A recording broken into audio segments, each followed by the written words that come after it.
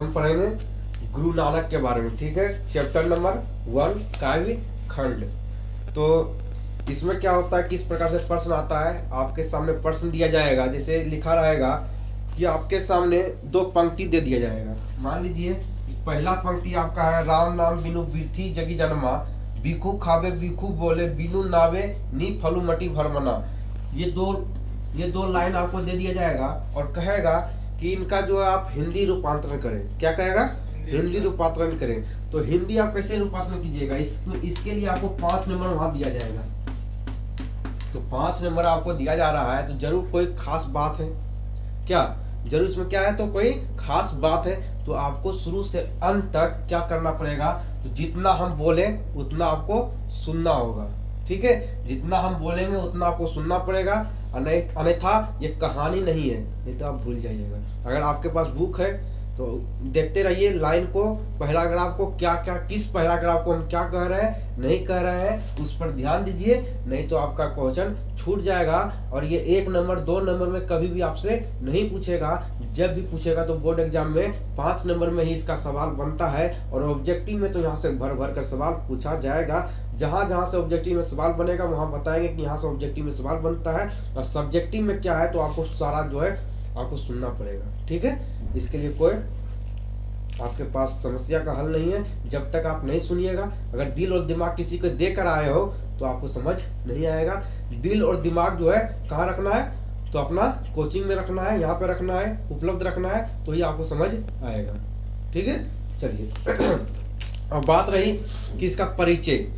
तो गुरु नानक का परिचय हो, चाहे और भी सब्जेक्ट का परिचय हो, जितना भी चैप्टर हो, सारे चैप्टरों का परिचय हम अलग से वीडियो में बनाएंगे और उसके लिए आप लोगों के सामने हम लाएंगे। ठीक है, चलिए उससे पहले हम चैप्टर पर आ जाते हैं। ठीक है, इसके पहले हम चैप्टर के पर आ जाते हैं और थोड़ा सा गुरु नानक के बारे में जान लेते हैं। गुरु नानक जी जो है ये सिख संप्रदाय से आते हैं। किस संप्रदाय से आते हैं? ये सिख संप्रदाय से आते हैं, याद रखिएगा। ठीक है, सिख संप्रदाय से ये आते हैं। ठीक है, सिख संप्रदाय से ये आते हैं। ठीक है, थोड़ा सा इसके बारे में इंट्रो दे देते हैं। ठीक है, बढ़िया से इंट्रो जो है अलग से इसका वीडियो बना देंगे। ठीक है, चलिए। गुरु नानक का जन्म 1469 ईस्वी में। 1400 गुरु नानक का जन्म कब हुआ, तो थोड़ा सा इंट्रो आपको बता रहे हैं इसके बारे में। अगर इसके बारे में थोड़ा सा इंट्रो बताएंगे तो आपको समझ एक कटी हुई चैप्टर के अंदर नहीं आएगा। ठीक है, तो गुरु नानक का जन्म जो है 1469 ईस्वी में होता है। ठीक है, और ईस्वी मतलब समझते हैं आप लोग, ईस्वी मतलब समझते हैं। ईस्वी मतलब समझिए कि ईसा मसीह के बाद इनका जन्म हुआ था। ठीक है, ये इसका मतलब है एसी। ये क्या हो गया? एसी।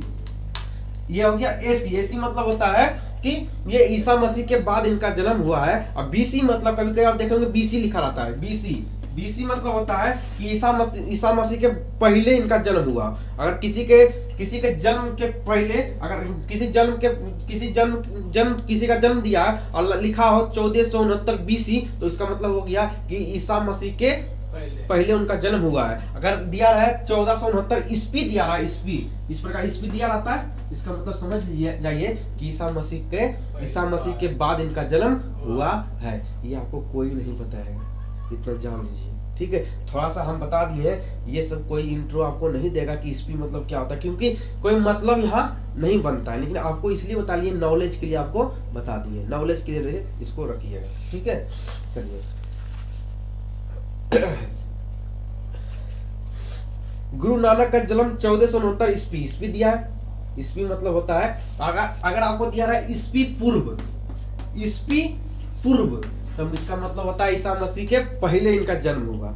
अगर रहा सिर्फ ईस्वी दिया रहा है तो इसका मतलब ईसा मसीह के बाद इनका जन्म हुआ। अब कहीं भी आपको कहीं आपको दिखा हुआ दिख जाए, कहीं भी किसी का बैनर में दिख जाए या किसी बुक में दिख जाए, इसका मतलब ईस्वी दिख जाए, तो समझ जाइएगा जो है ईसा मसीह के बाद इनका जन्म हुआ है ना।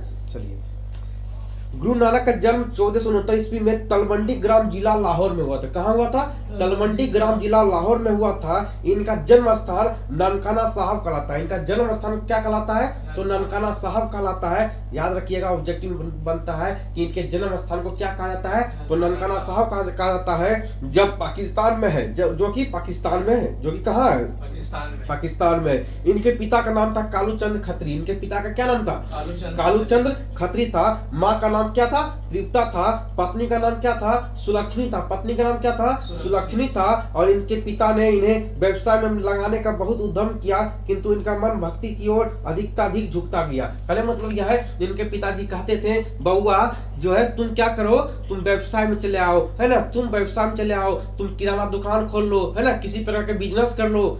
लेकिन इनका मन जो है भक्ति में आता था। इनका मन जो है भक्ति में लगता था। भगवान की भक्ति करने में, भगवान की चर्चा करने में इनका मन ज्यादा लगता था। और ये भक्ति संप्रदाय से ये जुट गए। इनका मन जो है व्यवसाय में नहीं लगता था। बहुत प्रयास किए इनके पिताजी कि बउआ जो है आप जो है क्या करो, तो व्यवसाय में चले आओ। लेकिन इनका मन जो है कीर्तन भजन में लगता था। ये कीर्तन भजन में ही लीन रहते थे।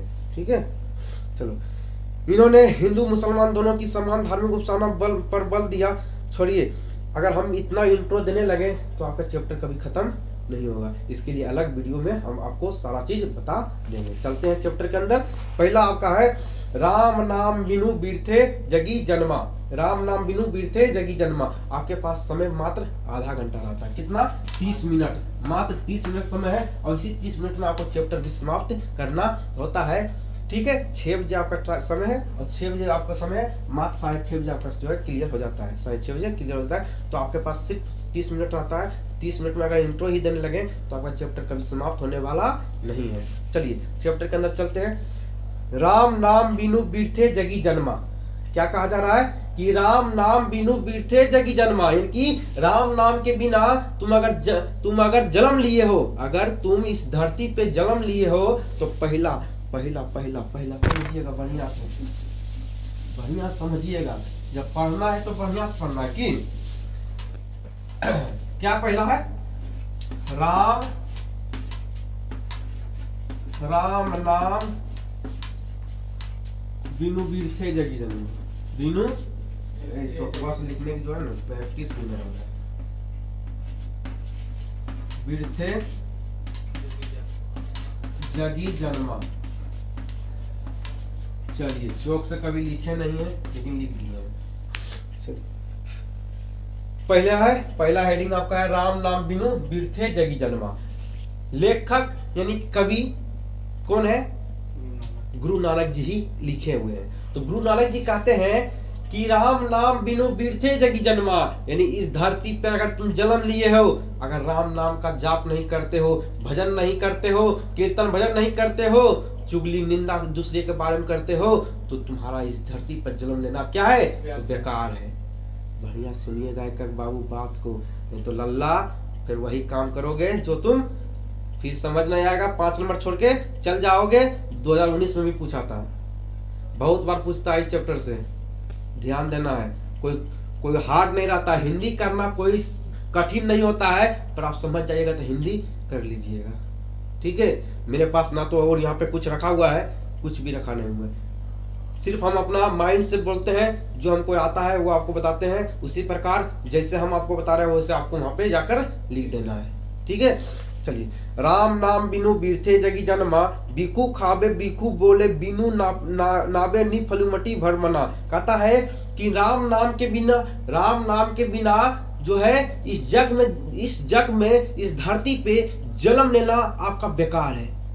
अगर आप इस धरती पे भगवान ने आपको जन्म दिया है, अगर आप राम नाम का जाप नहीं करते हो तो आपका जो है मनुष्य का जीवन आपको मिला है वो आप बेकार, वो क्या है, बेकार है। अगर राम नाम का आप जाप नहीं करोगे तो आपके मुंह से हमेशा अशुद्ध बोली निकलेगा। कैसा बोली निकलेगा, अशुद्ध बोली निकलेगा। हमेशा जो है आपसे मुंह से चुगली निंदा वाली ही बातें आपके मुंह से निकलेगा। तो इससे बेहतर है कि इस जग में अगर जन्म लिए हो तो राम नाम का जाप कर लीजिए, राम नाम का जाप कर लीजिए। और 2 लाइन हम आपको समझा दिए, 2 लाइन आपको हम समझा दिए हैं। समझ आया है तो ठीक है, न आया है तो भी ठीक है। ध्यान दिए होंगे तो समझ जरूर आया होगा, नहीं दिए होंगे तो नहीं आया होगा और कभी नहीं आएगा। 4 बादाम रोज खाइएगा, 4 दिन खाइएगा, है ना। 4 सुबह खाइएगा, 4 महीना खाइएगा फिर भी समझ नहीं आएगा। अगर ध्यान दीजिएगा समझ आ जाएगा। ठीक है, चलिए दूसरा है उसके बाद पुस्तक पाठ व्याकरण बखाने। जब हम अब आपका किताब जो है काव्य खंड स्टार्ट हो गया है, बुक रहना अनिवार्य है। सामने बुक रखिएगा, किस लाइन को हम क्या पढ़ रहे हैं उसको ध्यान देना पड़ेगा। अगर समझ में, कल से बुक अनिवार्य रहेगा। ठीक है, पुस्तक पाठ व्याकरण बखाने संध्या क्रम निकाल करे। पुस्तक पाठ व्याकरण बखाने संध्या क्रम निकाल करे। बिनु गुरुस्वद मुक्ति कहाँ प्राणी, राम नाम बिनु उलझे मरे। सुनिए बढ़िया से, पुस्तक पाठ व्याकरण बखाने संध्या क्रम निकाल करे। बिनु गुरुस्वद मुक्ति कहाँ प्राणी, राम नाम बिनु उलझे मरे। कहता है कि पुस्तक बड़ा बड़ा तुम पुस्तक पढ़ लिए हो, पाठ पढ़ लिए हो, बड़का बड़का तुम पुस्तक पढ़ लिए हो, है ना, रामायण पढ़ रही हो, पढ़े हो, पर आपको थोड़ा सा भी ज्ञान नहीं है, थोड़ा सा भी ज्ञान नहीं है। उस भगवान को तुम नहीं मान रहे हो और रोज जो है सांझ बिहान जो है संझबत्ती देते हो। यहाँ स्पष्ट लिख दिया है संध्या क्रम निकाल करे। संध्या मतलब सांझ को तुम जो है अगर बत्ती वगैरह जलाते हो, है ना, तो सांझ बत्ती देते हो। ये सारा चीज क्या है, देना बेकार है। ये सारा चीज देना बेकार है। और तुम जो पढ़ाई कर रहे हो, बड़का बड़का तुम पुस्तक पढ़ लिए हो, ये सारा भी बेकार है। ये सारा पढ़ना भी बेकार है। क्यों? जब तक तुम राम नाम का जाप नहीं करते हो, भगवान का नाम नहीं लेते हो, तो ये सारा काम क्या है, बेकार है। ये सारा काम बेकार है।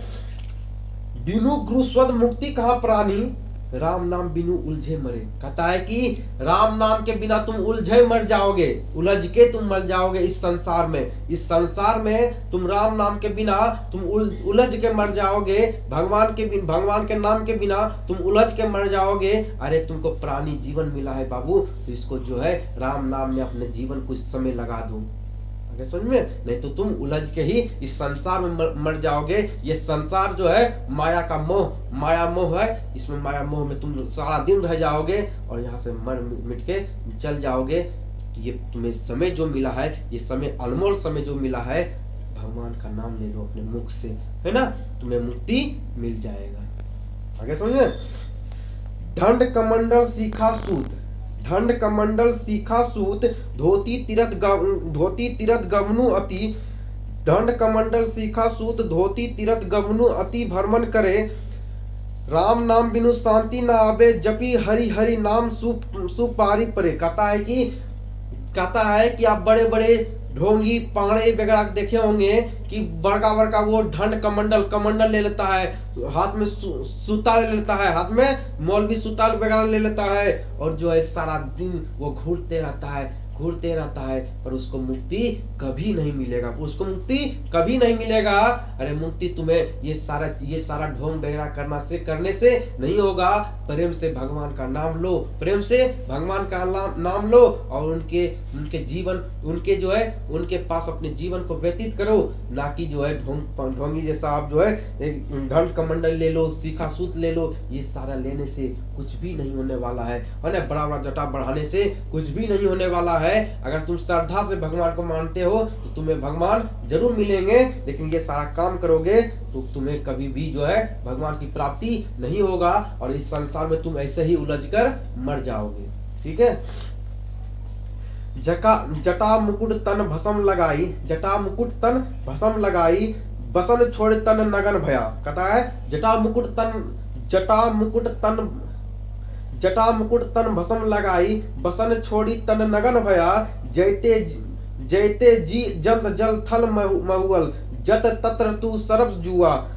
कहा जाता है कि बड़का बड़का तुम जटा बढ़ा लेते हो, है ना। देखे भी होगे कि जब कहीं देखे भी होगे, कहीं गए होगे तीर्थ यात्रा पर, तो बड़का बड़का जो है जटावला देखे होगे, है ना, और बानी वगैरह जो होता है भस्म वगैरह लगा लेता है, कहता है कि हम जो है महाकाल का भक्त हैं, है ना। तो वही गुरु नानक जी कहते हैं कि अगर तुम सच में भक्त हो तो ठीक है। अगर तुम ढोंग की तरह कर रहे हो, ढोंगी कर रहे हो, झूठ फूस का तुम बानी वगैरह लगा के और लोगों को तुम उलझा रहे हो कि हम ये हैं वो हैं, तो तुम्हें तीनों लोक में तुम्हें कहीं भी तुमको जो है जो है मुक्ति नहीं मिल सकता है अगर ये सारा काम तुम अगर करते हो तो, है ना। तुम्हें अगर श्रद्धा मन से अगर मानते हो तो तुम्हें जरूर मुक्ति मिलेगी और तुम्हें जरूर भगवान की प्राप्ति होगी, ठीक है। ये सारा काम करने से तुम्हें कुछ भी होने वाला नहीं है। गुरु प्रसादी राखी जन केहू, हरिसर नाना झोली पिया। जो, अब दूसरा पढ़ेंगे, जो नर दुख में दुख नहीं माने। अब दूसरा पैराग्राफ पढ़ेंगे, देखिए यहाँ है ना, चेंज हुआ है। अब यहाँ से हम चेंज करेंगे, ये पैराग्राफ पढ़ेंगे। बुक है तो आपके पास, बुक भी देखिए। अब ये पैराग्राफ पढ़ेंगे, ठीक है। जो नर दुख में दुख नाही माने, जो नर दुख में दुख नहीं माने। गुरु नानक जी कहते हैं कि जो नारी, जो औरत दुख में दुख नहीं मानती हो, जो नारी, जो औरत वो दुख में दुख नहीं मानती हो, सुख सने अरु भय नाही जाके कंचन माटी जाने। सुख सने अरु भय नाही जाके कंचन माटी जाने। कहता है कि वैसी स्त्री, वैसी महिला जो कि कंचन मतलब होता है सोना, जो कि सोना को भी मिट्टी मानती हो, सोना को भी मिट्टी मानती हो, वैसी औरत तो भगवान की ही रूप हो सकती है, जो कि सोना को मिट्टी भी माने। जो सोना को मिट्टी माने ऐसा औरत कहाँ मिलेगा साहब, जो कि सोना को भी मिट्टी माने, है ना। उसके पास ना लोभ है, ना मोह है ना, ना छल, ना कपट, है ना। ऐसी औरत है। नहीं निंदा नहीं स्तुति जाके लोभ मोह अभिमान। कहता है कि ऐसी स्त्री, ऐसी औरत ना तो किसी की निंदा करती है, ना तो किसी की स्तुति करती है, ना ही उसके पास किसी प्रकार का लोभ है, ना ही उसके पास किसी प्रकार की अभिमान है ना, ना तो उसके पास किसी प्रकार का अभिमान है। ये नारी, खास कर गुरु नानक जी जो है नारी के बारे में बता रहे हैं, नारी के बारे में बता रहे हैं कि नारी किस प्रकार की नारी होनी चाहिए, नारी जो है औरत किस प्रकार की होनी चाहिए। खास करके उन्हीं के बारे में जो है गुरु नानक जी इसमें बता रहे हैं। कहीं दिक्कत, कहीं दुख दर्द, किसी प्रकार की परेशानी नहीं, आगे बढ़ जाए। कहीं है तो बोलो, नहीं कहीं कोई पैराग्राफ में पढ़ने वाला को ही जो है दुख दर्द होता है, न पढ़ने वाला कोई दुख दर्द नहीं होगा। जो मेहनत करेगा, है ना, जो मेहनत करता है उसी के रास्ते में रुकावट आती है।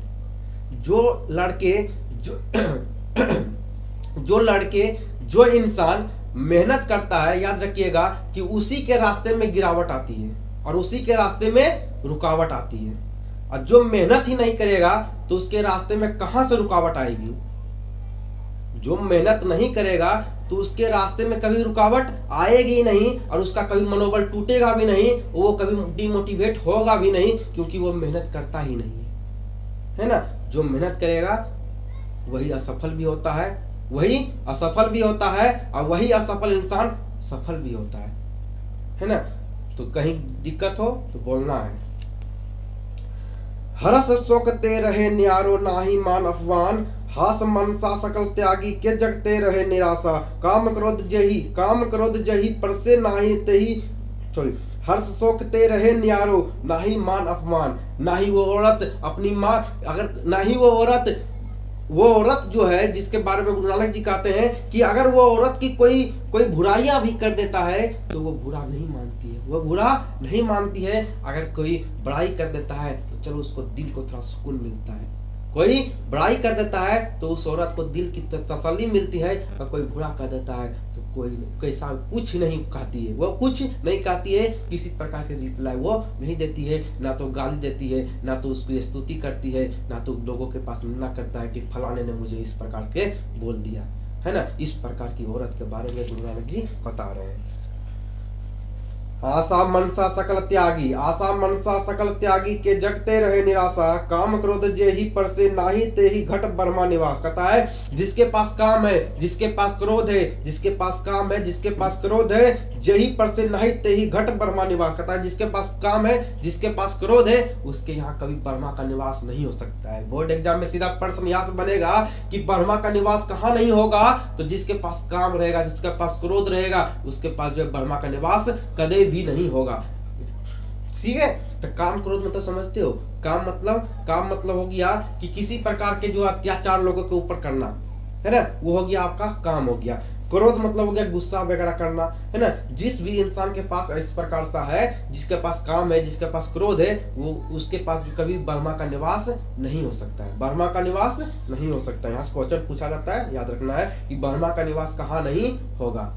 तो जहाँ काम क्रोध रहेगा वहां ब्रह्मा का निवास नहीं होगा। चलो, गुरु की पद यही नर पे किन्हीं तीन या जुग पिछानी, नानक लीन भय गोविंद सो जो पानी संग पानी। कहता है नानक लीन भय गोविंद सो जो पानी संग पानी। कहता है नानक लीन भय सो जो पानी संग पानी, है ना। तो ये गुरु